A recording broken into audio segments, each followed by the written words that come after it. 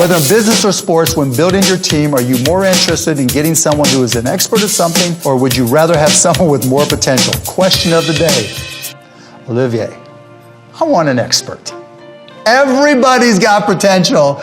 Everybody. I want someone who knows something. Give me someone who knows their shit every time, because then I can turn it into something real. The key to being successful and achieving your dreams, no matter what they are, is finding something you really, really like to do and being great at it. When you're great at something, you get to write your own ticket. So I'm always going to hire the expert. If you just have potential, chances are you're working for the expert. Generally speaking, Mark, as we kind of wind things up here, you have lived your life as an iconoclast. And in a way, that's a template for other people, but in a way, it isn't.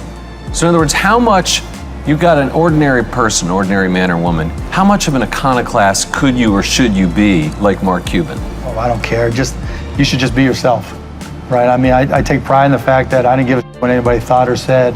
I was just going to be myself, and, you know, I'm my dad's son, I'm my mom's son, I'm my brother's brother, you know, I'm Alexis, Alyssa, and Jake's father, Tiffany's husband. I just try to do the best like everybody else. I mean, I've been blessed. You know, like I say all the time, I'm the luckiest guy in the world, and I just try not to take it for granted. I try to enjoy every minute.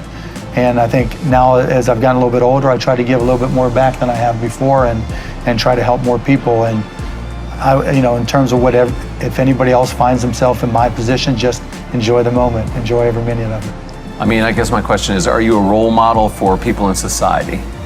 I don't know. I mean, I never thought of it. I mean, it's not something I try to be. I just try to be myself. You know, I just try to help where I can, do what I can, be a good dad, and you know, I'm not trying to be something for somebody else, just myself.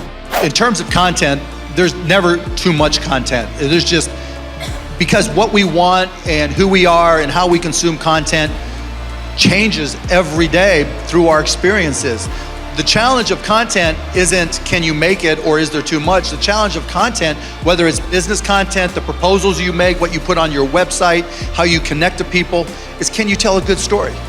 You know, and now storytelling has evolved. It used to be we all congregated around the TV and there were 250 channels, but you know, it was the best alternative to boredom. You come home, you're worn out, you sit there, one hand goes in the pants, the other hand goes on the beer, and you watch TV. Now, all the content comes to us. No matter where we are, there's a source of content, and who we are and how old we are and our experiences, that defines what we like. Just go to Twitch. Like, I have a 9-year-old son who plays Fortnite all day, every day, if we would let him, right? And he'll watch Ninja. Now, Ninja is I don't know if you all know who he is. He's like a big guy on Twitch that streams Fortnite games.